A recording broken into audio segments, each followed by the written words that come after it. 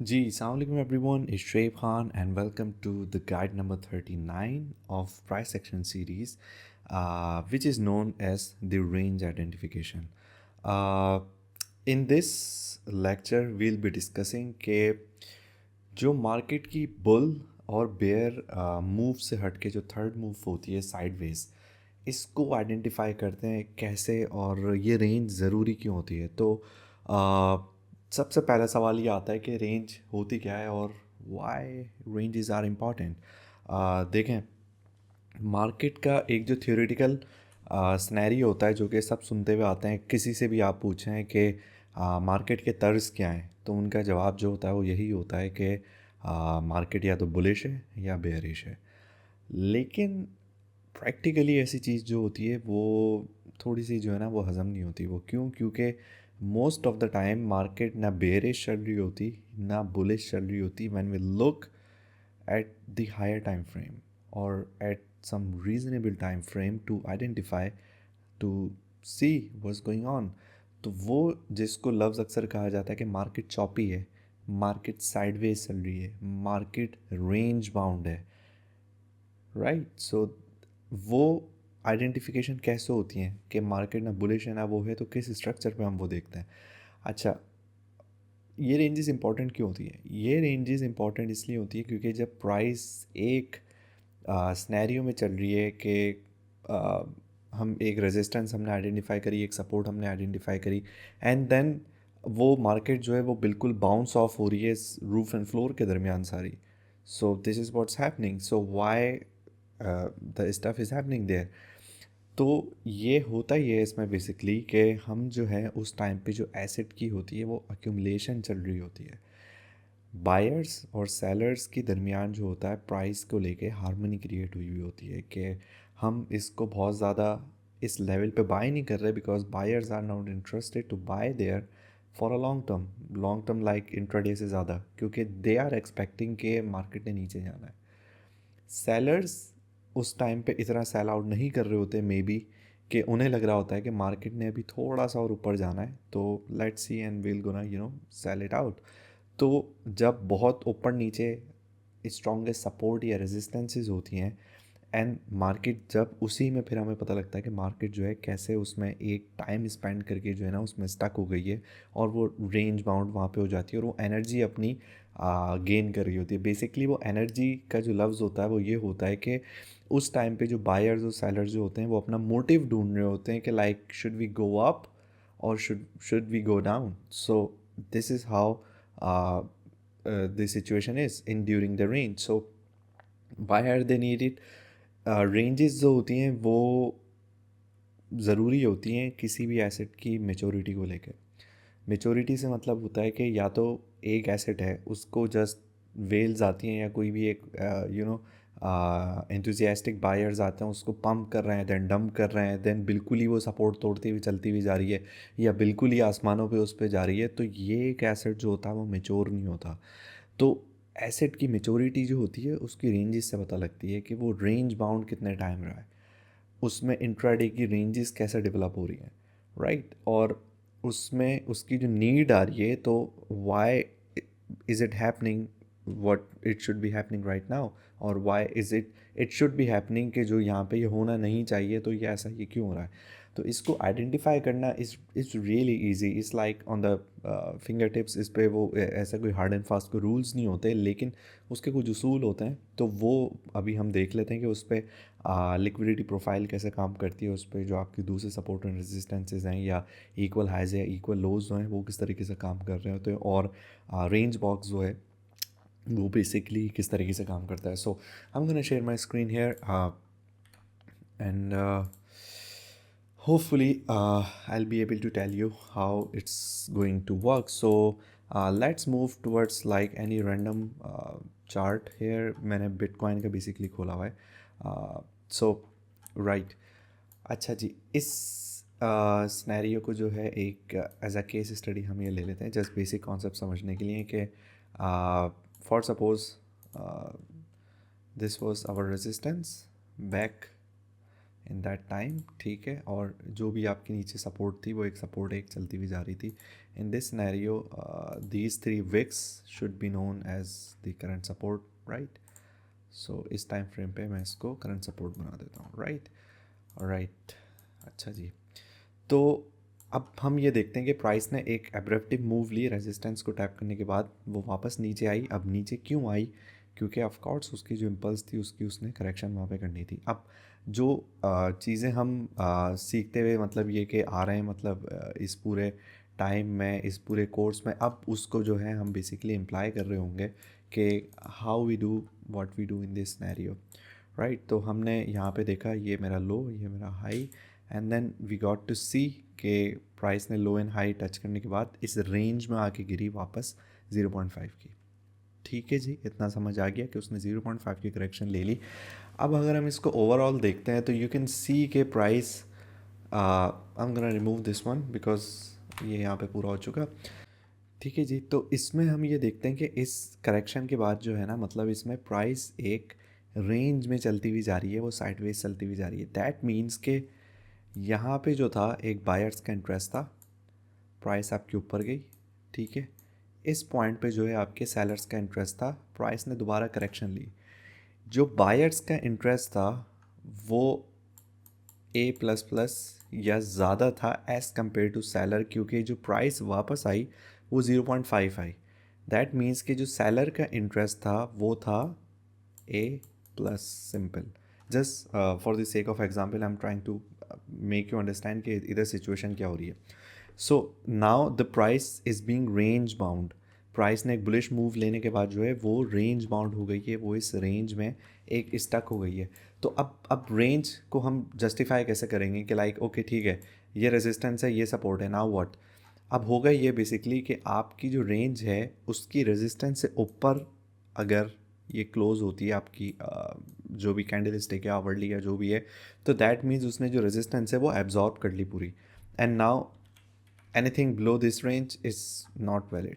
लेकिन ऐसा यहाँ पे नहीं हुआ। वी हैव सीन कि इसने विक एक उठाई and then it started to move here, और वो एनर्जी वहाँ पे गेन करती हुई जा रही है। अब उसके नीचे यहाँ पे जो है बहुत पैटर्न्स भी बनते हुए जा रहे हैं, ठीक है। वो लोअर लोज बनाती हुई गई, देन वो एक बार सपोर्ट से टच हुई and then it bounced off, दोबारा नीचे टच हुई and then it bounced off. फिर जब आई इधर तो इसने एक सपोर्ट को एब्जॉर्ब किया and then it start to move again in a sideways, and you can see कि आवरली कैंडल्स जो हैं वो बिल्कुल छोटी जो है ना एक तरीके से होती हुई चली गई।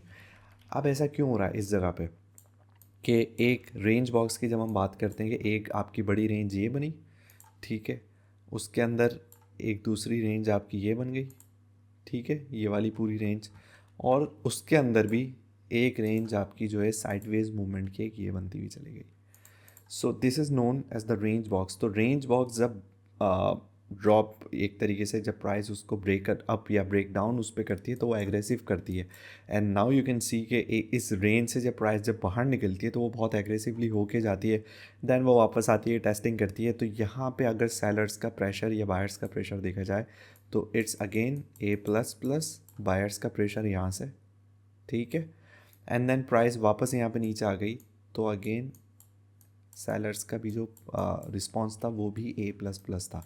मींस के बायर सेलर जो थे वो इक्वल ही चलते हुए जा रहे थे, and price pretty much went back to this range, and then जब उसके बाद इस रेंज से वो वापस निकलती है तो ये करंट रेजिस्टेंस को भी ब्रेक करती हुई जाती है, and once it closes above than that, तो दैट मीन्स कि अब हमारा जो ये वाला जो मामला इसका पूरा था ये एक पूरा हो चुका है। तो यहाँ पे बेसिकली हो क्या रहा है, यहाँ पे हो ये रहा है कि प्राइस आपकी जब इस रेंज के अंदर दाखिल हो जाती है, जस्ट एक for the sake of example, I am not going any dollar value perfection, I am just trying to give you the main impact कि उस जब रेंज के प्राइस अंदर आ जाती है तो the price or the buyers and sellers are trying to find the harmony in there. Harmony कैसे कि यू कैन सी कि इन कैंडल्स की बॉडीज़ ऑलमोस्ट एक जैसे ही हैं इधर। यहाँ पे हम बुलिश मोमेंटम में जाते हुए गए एंड देन एक ज़रा सी करेक्शन हुई, देन हम साइडवेज होते हुए जा रहे हैं, राइट। आपकी सेलिंग प्रेशर भी आ रहा है, बाइंग भी आ रहा है, सेलिंग भी इक्वल, बाइंग भी इक्वल, सेलिंग भी इक्वल, बाइंग भी इक्वल, सेलिंग थोड़ा ज़्यादा, बाइंग थोड़ा कम, एंड देन दोबारा एक विक्स ऊपर जाती है। ओवरऑल जब हम इस पूरे सिनेरियो पे देख रहे हैं तो the price is not telling us anything, because ये विक्स का सारा गेम चल रहा है। फिर अगर हम थोड़ा और बड़ी पिक्चर में इधर यहाँ पे एक देखते हैं इस रेंज में, सो नाउ वी सी कि ये एक आपकी इम्पल्स मूव थी, ठीक है। The price go up, price went sideways, and then price coming back down to this range, making the both sides on the equal terms on the both a plus plus जो है आपकी equal उस पर हो गई। मैं ये terminology just use करता हूँ सिखाने के लिए, बताने के लिए कि ए प्लस प्लस ए माइनस या ए प्लस सिंपल उसके कंपैरिजन में कि एक जो एब्रप्शन थी किसी बायर सेलर की उसके अगेंस्ट में दूसरे का रिस्पॉन्स क्या है। अब कुछ लोग जो लोग होते हैं कि सो कॉल्ड बड़े ट्रेडर या बड़े सिखाने वाले, वो ये कहते हैं कि जब प्राइस किसी रेंज में आती है तो वो सबसे पहले जाके रेजिस्टेंस की तरफ जाती है, एंड देन वहाँ से जब रिजेक्ट होती है तो फिर हम कहते हैं कि now the price is range bound. Problem ये है कि I don't believe in this kind of stuff, because bear market में there is no such thing कि प्राइस वापस नीचे आएगी फिर रेजिस्टेंस पे जाएगी, तो वो तो आपका सिंपल डबल टॉप या स्विंग फेलियर पैटर्न हो गया। कहने का मकसद ये है कि उनका ये मानना है कि हायर टाइम फ्रेम पे मैं आपको समझाता हूँ कि प्राइस ये एक रेजिस्टेंस यहाँ पे प्राइस नीचे आई एंड देन साइडवेज चलेगी, देन ये दोबारा जब यहाँ से रिजेक्ट होगी तो कहलाएगा ये वाला पूरा पोर्शन कि ये जो है आपका रेंज बाउंड हो चुकी है। अब प्राइस इसके अंदर चलती हुई जाएगी तो आप रेंज में इसको देखेंगे। प्रैक्टिकली जब हम देखते हैं ऐसा यूजुअली जो है ना होता नहीं है, वो इसलिए नहीं होता क्योंकि जब प्राइस वापस नीचे की तरफ आ रही है और फिर जब वापस ऊपर की तरफ जा रही है तो उसने ए प्लस प्लस दोनों इक्वल कर दिया, वो रेंज नहीं है, वो सिंपल आपकी इम्पल्स की करेक्शन वापस हुए, in simple is that. So even if you look at this point, तो हम इधर जब रेंज को कहेंगे तो हम इसको रेंज कंसिडर नहीं करेंगे, हम रेंज कंसिडर करेंगे इस पूरे हिस्से को यहाँ पे। बेसिकली जब जिसको दूसरे लोग आसान ज़बान में कहते हैं कि ये एक्यूमुलेशन पैटर्न चल रहा है, हायर टाइम फ्रेम में एक्यूमुलेशन हो रही है एसिड की, एसिड अपनी स्ट्रेंथ जो है गेन कर रहा है। तो हायर टाइम फ्रेम में जब हम देखेंगे तो ये हमारी पूरी रेंज होगी कि प्राइस नीचे आई and then it suppose to be sideways चलती रही, देन वापस ऊपर, देन नीचे। तो यहाँ तक हमने जो है अपनी एक अंडरस्टैंडिंग डेवलप कर ली कि ओके ठीक है ये रेजिस्टेंस है मेरी, ठीक है जी, और ये मेरी सपोर्ट है अगर मैं विक्स टू विक पे बात कर रहा हूँ, ठीक है। एंड देन मैंने इसको इधर एक्सटेंड कर दिया। So now as soon as इस टाइम फ्रेम की इस 4 आवर की जब कैंडलस्टिक इसके बाहर या नीचे जब क्लोज होगी तो मैं कहूँगा कि मेरी रेंज वहाँ कंप्लीट हो चुकी है। इन दिस सिनेरियो मैं कहूँगा मेरी रेंज यहाँ पे कंप्लीट हो चुकी है, ठीक है जी। तो इस सिनेरियो में क्या बनता है कि ये अगर हमारा एक्यूमुलेशन पैटर्न था तो ये हमारा बनेगा मैनिपुलेशन पैटर्न कि रेंज से बाहर एक चीज़ चली गई, मैनिपुलेट हो गया वो, एंड देन ये हमारा जो पैटर्न बनेगा वो बनेगा आपका एक्सपेंशन पैटर्न। मेरे अंडरस्टैंडिंग के हिसाब से जो मैं बताता हूँ कि एक जो चीज़ चलती है वो मैं ये कहता हूँ कि जो एक्सपेंशन की कैलकुलेशन होती है वो जो है आप हमेशा मैनिपुलेशन के ट्वाइस रखो कम अज़ कम, तो वो सॉलिड पैटर्न है, वरना नहीं है। मैनिपुलेशन कितनी होती है वो आपकी सपोर्ट और रेजिस्टेंस पर डिपेंड करता है कि ऊपर आपकी क्या है, लेकिन जब आप एक्सपेंशन को प्रोजेक्ट करोगे इस वाले जोन को तो आप इसकी जो लंबाई इधर बेरिश या बुलिश जब होगी तो आप अपनी एक्यूमुलेशन के ट्वाइस रखोगे, क्योंकि हो इसमें क्या साइंस चल रही है रेंज में कि जब आपकी एक्यूमुलेशन इतने ज़्यादा टाइम चल रही है तो उसका जो ब्रेकआउट होगा या ब्रेक डाउन होगा वो बहुत एग्रेसिव होगा मैनिपुलेशन के बाद। कि एक बार वो शॉर्ट कोई भी शॉर्टर जब यहाँ से शॉर्ट करना चाह रहा होगा तो उसके एसएल को यहाँ पे हिट करवाया, ठीक है, ये इधर उनको जो है शेक ऑफ करने के बाद and then it went down. तो ये जो मूव होगी या इस सिनेरियो में बुलिश सिनेरियो में जब हम देखते हैं तो ये पहले एक्यूमुलेशन अगर हो रही है तो पहले थोड़ा सा उनको डरा के शेक ऑफ करवाया एंड देन प्राइस को जो है ऊपर लेके चले गए। तो this is how it can looks like. ये मैं एक्यूमुलेशन, मैनिपुलेशन और एक्सपेंशन का जो या जिसको पावर ऑफ 3 कहते हैं इस वाले लेक्चर में जो मैं इसको डिटेल में समझाऊंगा, लेकिन this is something that bear market में जो है सबसे ज़्यादा एक चीज़ चल रही होती है ये।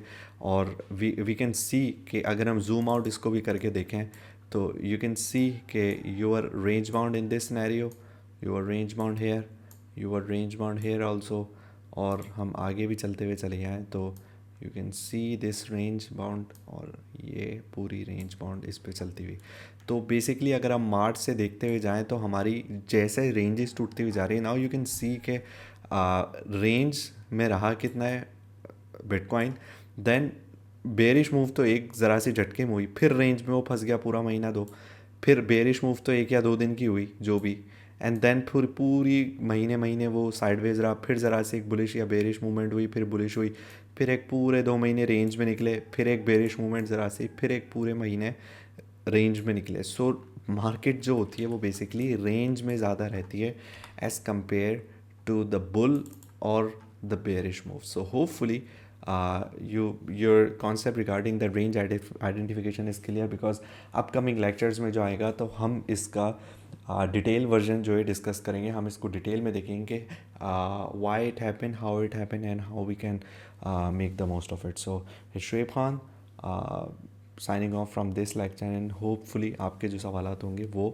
मैं अपने कमेंट्स में ट्विटर पे या डिस्कॉर्ड पे जो है जहाँ भी आप पूछेंगे मैं आपको आंसर कर दूँगा। Thank you so much, and don't let the market surprise you. Thank you.